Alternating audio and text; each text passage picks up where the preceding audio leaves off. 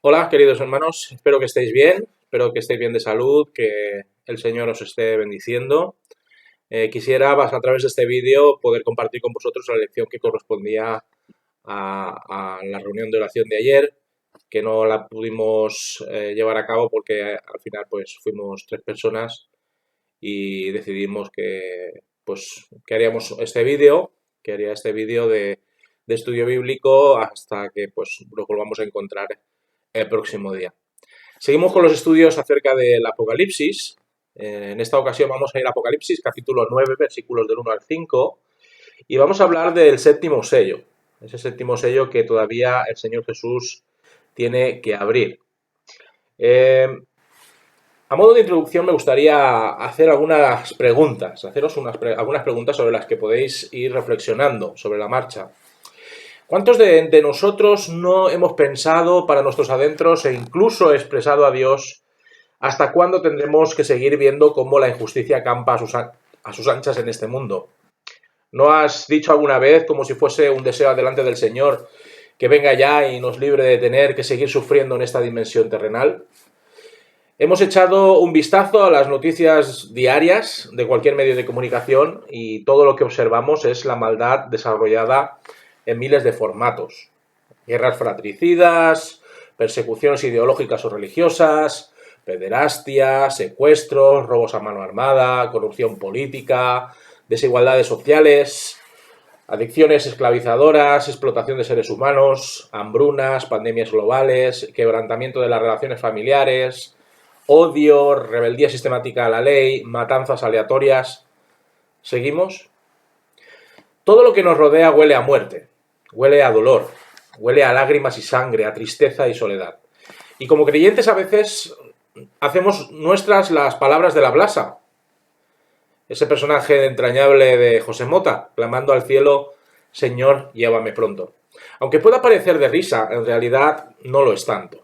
Porque ante la indignación que recorre nuestra conciencia a causa de tantos crímenes, a causa de tantos desequilibrios de todo tipo, solo nos queda esperar a que Dios tome cartas en el asunto y determine el final de la historia tal y como la conocemos. Anhelar la segunda venida de Cristo en oración y súplica siempre ha sido parte de nuestra dinámica cristiana, dado que, aunque el reino de los cielos ha sido inaugurado ya en Cristo en su primera venida, su consumación plena aún está por llegar. No podemos extrañarnos cuando en tiempos de persecución de los primeros creyentes del primer siglo, muchos hermanos y hermanas, en una situación lamentable de martirio y amenazas de muerte, rogasen al Señor que regresase lo antes posible para no tener que contemplar cómo la sangre de sus amados consiervos era derramada delante de sus espantados ojos. Todas las épocas de la historia de la humanidad han visto cómo las tinieblas del mal que extiende tan hábilmente Satanás cubren prácticamente cualquier atisbo de luz en medio de ellas. Y por cada persona que, temerosa de Dios, quiso proclamar las buenas nuevas de salvación y ayudó al prójimo en atención al modelo de Cristo, cientos de enemigos de la fe se abalanzaron sobre ella para silenciar y acallar su voz profética. Gracias a Dios, porque escuchando las plegarias de su remanente en las diferentes etapas históricas, ha guardado a sus santos para seguir comunicando sin darse por vencidos el Evangelio de la reconciliación con Dios. Pero aún así, todavía sigue siendo arriesgado, todavía sigue siendo peligroso dar testimonio público de la adhesión a la causa de Cristo en muchos lugares del mundo. De ahí que sigamos orando al Señor y de vez en cuando preguntemos, ¿hasta cuándo, Señor? ¿Cuándo vendrás a visitarnos? ¿Cuándo vendrás a liberarnos de ver el mal enseñoreándose de la humanidad? 6 sellos han sido abiertos. Ya hemos ido viendo a lo largo de estos últimos jueves. El pueblo de Dios de todas las eras se congrega ya delante del trono en el que se sienta Dios y ante el cual comparece Cristo para dar cumplido inicio a lo que ha de suceder en los últimos tiempos. Es la hora de que el séptimo sello, símbolo de la plenitud de los tiempos y de las sazones, así como también de la revelación divina del porvenir, desvele su contenido de juicio a las naciones. Ahí lo leemos en el versículo número 1, donde dice que cuando abrió el séptimo sello se hizo silencio en el cielo como por media hora. Cuando Cristo, el Cordero de Dios, abre al fin el séptimo sello del libro que le fue entregado y que guarda las claves de la etapa escatológica, un silencio sepulcral llena la escena celestial. Es la quietud antes de la tormenta. Ha llegado el momento que temen todos aquellos que se han mostrado rebeldes contra Dios, aquellos que se ocultan en las peñas y en las cuevas por temor al juicio que está a punto de desarrollarse en su contra. Ha llegado el instante esperado por las almas de los santos que está bajo el altar de Dios, los cuales han clamado día y noche esperando su vindicación. Este silencio de media hora, señal de un tiempo breve de espera, es la antesala dramática de un acontecimiento cósmico de gran envergadura. La justicia está ocupando el lugar de la gracia en estos precisos minutos. Se acabaron las oportunidades para el arrepentimiento. Se acabaron las oportunidades para la solicitud de amparo y perdón a Dios. Por eso todos los presentes ante la presencia de Dios callan y aguardan a que el juicio de Dios contra las naciones que lo denostaron, menospreciaron y desobedecieron llegue sin más dilación. La historia contiene el aliento antes de que la primera trompeta suene con su metálico eco resonando en el cosmos.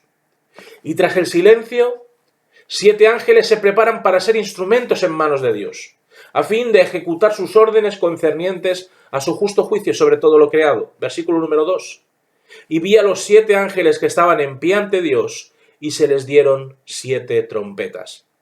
Estas trompetas, como veremos en el próximo estudio, son el símbolo del anuncio general de que un acontecimiento especial que afectará a todo ser humano que vive en la tierra se va a producir sin demora alguna.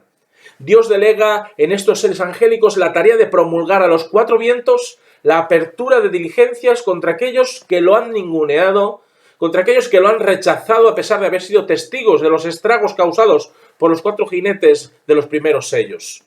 Su número ya nos indica que el juicio que va a ser llevado a cabo es perfecto, es justo, está exento de cualquier favoritismo o parcialidad, y prestos a soplar con todas sus fuerzas para alcanzar con esa fanfarria sonora al firmamento, los ángeles aún deben esperar un rato más antes de dar comienzo a los últimos tiempos.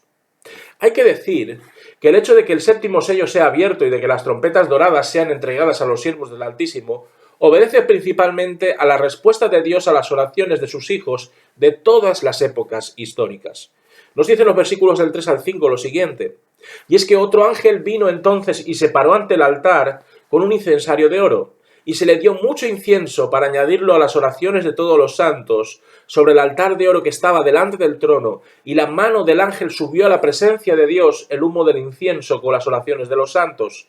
Y el ángel tomó el incensario y lo llenó del fuego del altar y lo arrojó a la tierra, y hubo truenos y voces y relámpagos y un terremoto.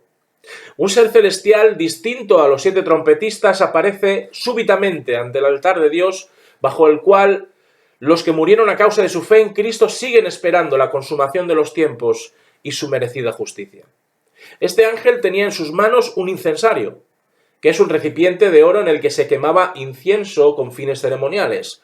El incienso, una preparación de resinas aromáticas vegetales a las que se añadían aceites esenciales de origen animal o vegetal, al ser quemado, desprende un humo especialmente fragante. Conocido por los judíos como levoná, los romanos lo llamaron incienso o incoendere, es decir, encender o quemar. El incienso siempre fue una sustancia propia del culto a Dios desde los tiempos de Moisés en el Antiguo Testamento y se identificaba claramente con las oraciones de los fieles a Dios, como en el Salmo 142, versículo 2, por poner un ejemplo, donde dice: suba mi oración delante de ti como el incienso. Dios pone en las manos de este ángel una gran cantidad de incienso que debe mezclar con las oraciones de todos los santos, esto es, de los mártires y de aquellos que fallecieron en el Señor, los cuales estaban esperando este instante como cosa buena. Las oraciones de todos los cristianos de todas las eras no han caído en saco roto. Todas aquellas plegarias rogando el segundo advenimiento de Cristo son contestadas en este momento escogido de nuestro Señor y Dios soberano. Ahí también están nuestros ruegos, ahí están tus ruegos, ahí están nuestras esperanzas, uniéndose a la voluntad del Señor en el tiempo oportuno, según los planes sabios y perfectos de nuestro Padre Celestial.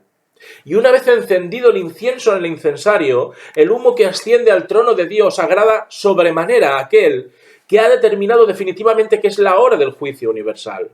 Es importantísimo darnos cuenta de que cada momento en el que nos reunimos como pueblo para orar o individualmente para elevar nuestra súplica concerniente a la segunda venida de Cristo, estamos contribuyendo a este acto sacrificial que satisface al Señor de los siglos y que se une a las continuas plegarias de los santos que ya se hallan en la presencia de Dios.